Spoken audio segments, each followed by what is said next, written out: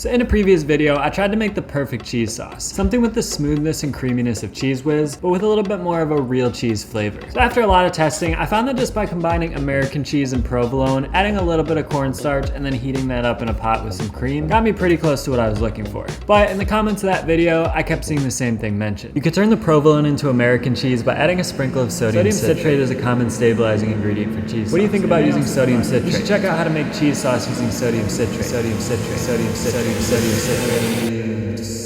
So sodium citrate is what's put in processed cheeses like American to give them that signature creamy texture when melted. And I thought that since I did include some American cheese in my mixture, that I wouldn't need to add extra sodium citrate on top of that. But since so many people mentioned it, I figured I would give it a try. So what I did was bring my cream to a simmer, then whisked in a small amount of sodium citrate. Then I just melted my cheese into it, and in this case I'm using half provolone and half American cheese. But in theory, this should work with any type of cheese. Let's give it a try. Wow, that is the most artificial cheese sauce I've ever made, and I definitely mean that in a good way here. This is like a nacho cheese that you get.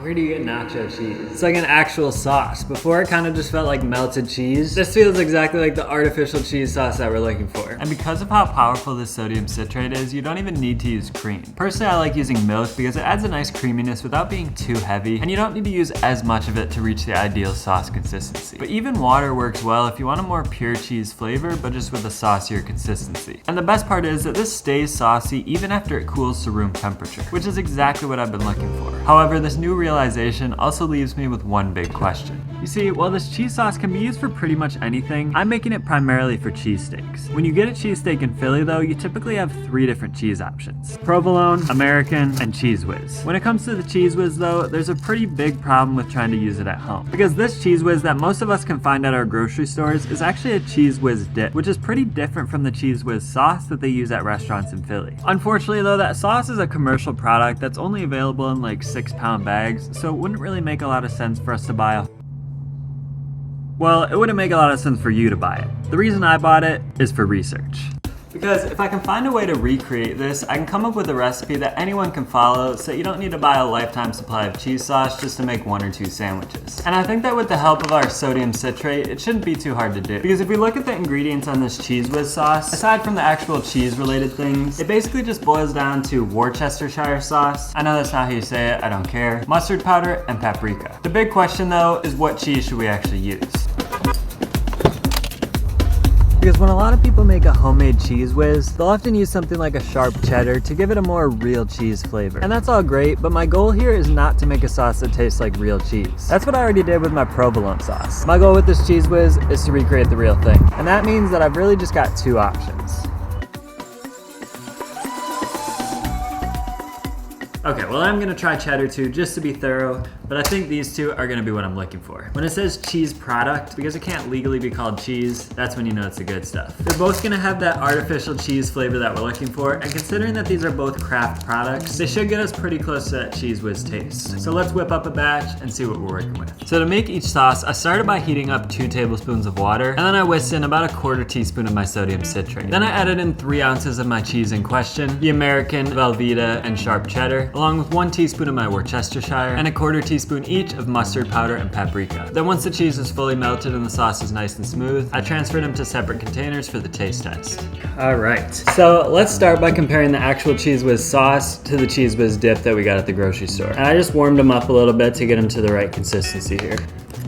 So definitely not as big of a difference as some people make it out to be, but there is a difference. This dip to me tastes exactly like if you get, say, a hot pretzel at the mall or something. I think this is the stuff that they're giving you to dip it in. Whereas the sauce was a little bit different. The sauce maybe is just a little bit tangier. To me, it actually tastes a lot like the Kraft Velveeta mac and cheese, which I'm pretty sure does just come with Velveeta cheese, or maybe it is a sauce made from Velveeta. Based on that though, I might know which one of these homemade ones is gonna get us closest, but let's give them a try. Now just visually, mine are a bit darker than the real thing, so I'm sure I'll need to use a little bit less paprika, and it seems a bit thicker too, so maybe I'd use a bit more water. But again, this is just my initial try, so let's see how they taste. So this is the Velveeta one, and it does look closer in color to the real Cheez Whiz. So now we got the cheddar, and I had quite a bit of trouble keeping this one emulsified. I even added more sodium citrate. It's definitely pretty grainy. It is a 5-year aged cheddar, so it's a really low moisture. Not gonna melt as well as a sort of milder cheddar. But anyways, let's see how it tastes.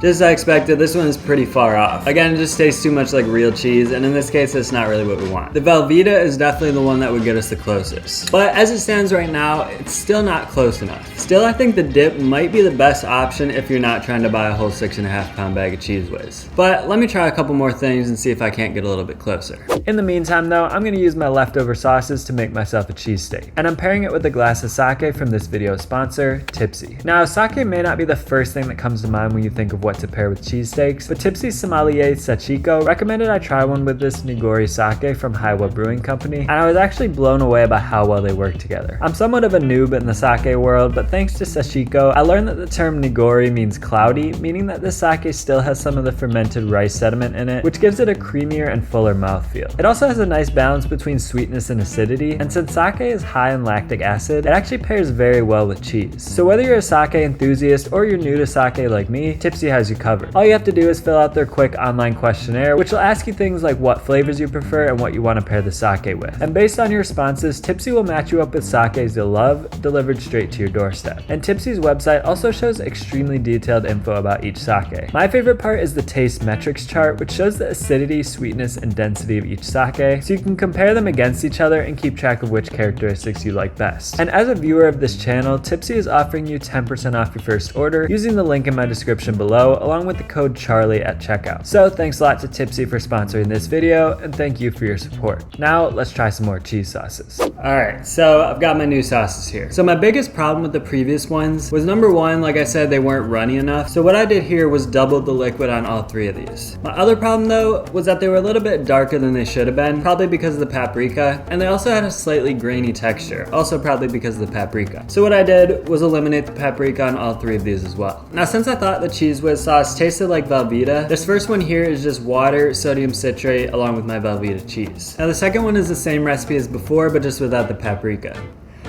Now with this last one, I just made one more change, which is to use milk instead of water. But again, I included the Worcestershire sauce and the mustard powder.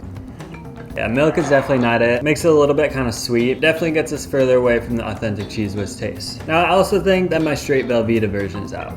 When tasting them side by side, I mean the Cheez Whiz does have a slightly Velveeta taste, but there's definitely more to it than that. So my Velveeta sauce has definitely gotten us closer, and I'm sure I could get even closer with some more testing, but honestly the more that I'm doing this, the less I'm thinking it's actually worth it. I mean, even tasting them side by side, the differences between the Cheez Whiz dip and the Cheez Whiz sauce are pretty subtle. Like I said, definitely not as big as some people make them out to be. So I don't want to say this is all a waste. I mean, we definitely learned something here. I think the moral of the story is that there's really not a big enough difference to justify trying to make your own Cheez Whiz, and definitely not buying a 6.5 pound bag unless you eat cheesesteaks at every meal. But one thing that does make a huge difference in making an authentic cheesesteak is using the right type of meat and getting it sliced properly, which up until recently I hadn't been doing right. So you can check out this video here to show how I corrected those mistakes. And you can check out the next episode of the series right here, where I show you how to make the ultimate soft Amoroso style roll at home. Either way, thanks a lot for watching, and I'll talk to you in the next one.